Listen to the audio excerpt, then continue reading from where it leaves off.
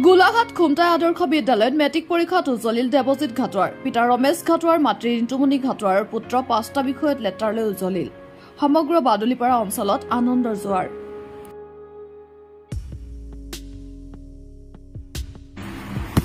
মই আদৰ্শ বিদ্যাপীঠ ভোলাগুৰিৰ যিমান সকল শিক্ষক শিক্ষয়িত্ৰী আছে তেওঁলোকক মই অশেষ ধন্যবাদ জনাব বিচাৰিছোঁ। তেওঁলোকে মোৰ জীৱন পথত বহুত সহায় কৰিছে। তেওঁলোকৰ অবিহনে মই আৰু কৈ যাব নোৱাৰিলোহেঁতেন। তেওঁলোকে মোৰ এই জীৱন পথত SSLC পৰীক্ষা 5টা লেটাৰ পোৱাৰ অক্ষম কৰিছে মোক। তেওঁলোকে মই 6 ঘণ্টামানে পঢ়িছিলোঁ।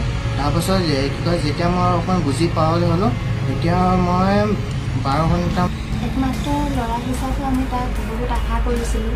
পঢ়াৰ ক্ষেত্ৰত বহুত জোৰ দিছিলে কি আমি ভবাৰ মতে এটা ভাল ৰিজাল্ট কৰিছে 5টা লেটাৰ লৈ।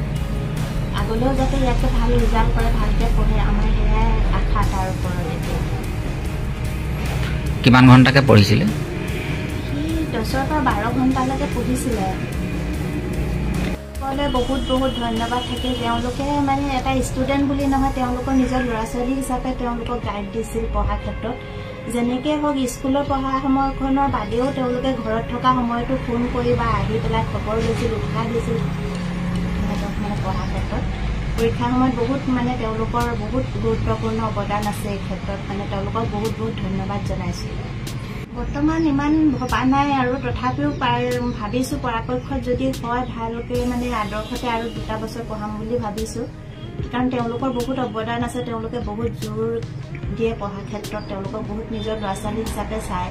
সেইখিনি চাই পেলাই মই ভাবিছোঁ আদৰ্শতে দিওঁ বুলি। তথাপিও ফাইনেল ৰিজাল্ট এতিয়ালৈকে একো পোৱা নাই।